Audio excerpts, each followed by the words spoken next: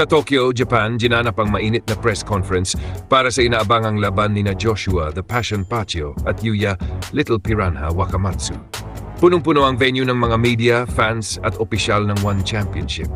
May mga bandilang Hapon at iilang watawat ng Pilipinas na hawak ng mga Pinoy supporters na bumiyahe pa para masaksihan ang okasyon. Tahimik na naglakad papasok si Joshua Pacquiao, nakasuot ng barong-inspired jacket na simbolo ng kanyang pagka-Pilipino. Nakangiti siya ngunit halata ang determinasyon sa mga mata.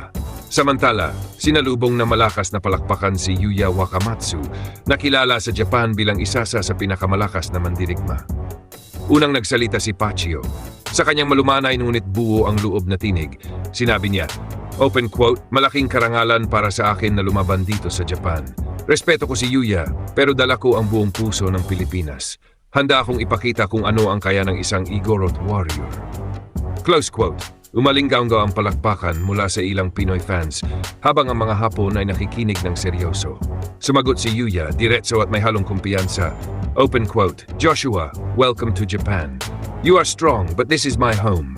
Sa harap ng aking makababayan, I will show my power. I will finish you. Close quote.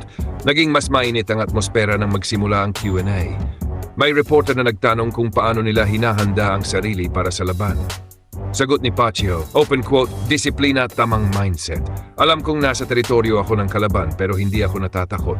Dito masusubok ang tunay na mandirigma. Close quote. Si Yuya naman ay tumugon, open quote, this is more than a fight. It's about pride and I will not let Japan down. Close quote. Nang dumating ang oras ng face-off, tumayo ang dalawa sa gitna ng entablado. Ang mga kamera ay sabay-sabay na kumislap. Walang imikan, tinitigan nila ang isa't isa. Si Pacquiao, kalmado ngunit matatag. Si Wakamatsu, seryoso at agresibo. Sumigaw ang mga fans, Wakamatsu, Wakamatsu, mula sa mga Hapon. Laban, Pacquiao, mula sa mga Pilipino. Sa pagtapos ng press conference, iniwan ni Pacquiao ang mga salita. Open quote, huwag niyong palampasin ang laban. Sa araw na iyon, ipapakita ko ang puso ng Pilipino. Close quote. Agad namang sinagot ni Yuya. Open quote, and I will prove that the spirit of Japan is unbreakable. Close quote.